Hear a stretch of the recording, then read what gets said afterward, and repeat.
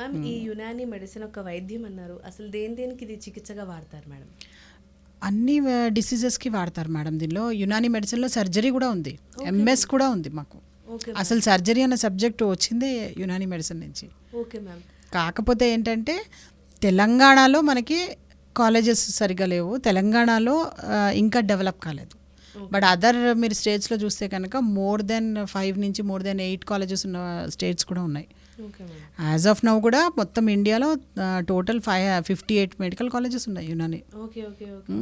Every year చాలా మంది బయటకు వస్తుంటారు. అది పెద్ద సముద్రం యునానీ వైద్యం అనేది. మెడిసిన్ అంటే మామూలుగా ఎంబీబీఎస్ అని తెలుసు, అందులో ఈ మధ్య కాలంలో మళ్ళా ఏమంటారు బొక్కలకు ఒక డాక్టర్ అని, పళ్ళకు ఒక డాక్టర్ అని, అంటే డెంటిస్ట్ అని, గైనకాలజిస్ట్ అని, సైకాలజిస్ట్ అని మెల్లమెల్లగా తెలుస్తూ ఉన్నాయి మేడం. దాని తర్వాత ఈ హోమియోపతి, ఆయుర్వేదిక్ తెలుస్తున్నాయి. ఇప్పుడు యునానీ గురించి జనాలు మెల్లమెల్లగా తెలుసుకుంటున్నారు మేడం.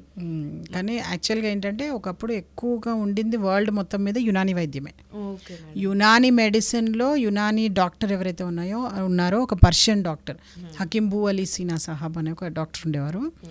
ఆ యునానీ డాక్టర్, పర్షియన్ డాక్టర్, ఆయన రాసిన బుక్ ఏదైతే ఉందో అల్ ఖానూన్ అంటారు దాన్ని, అల్ ఖానూన్ ఫిల్ తిబ్. ఆ బుక్ని దాదాపు ఒక 650 ఇయర్స్ వరకు దాన్ని ఆథెంటిక్ టెక్స్ట్ బుక్ లాగా ఇంగ్లీష్ మెడిసిన్ వాళ్ళు చదువుకొని వాళ్ళు డెవలప్ చేసుకున్నారు.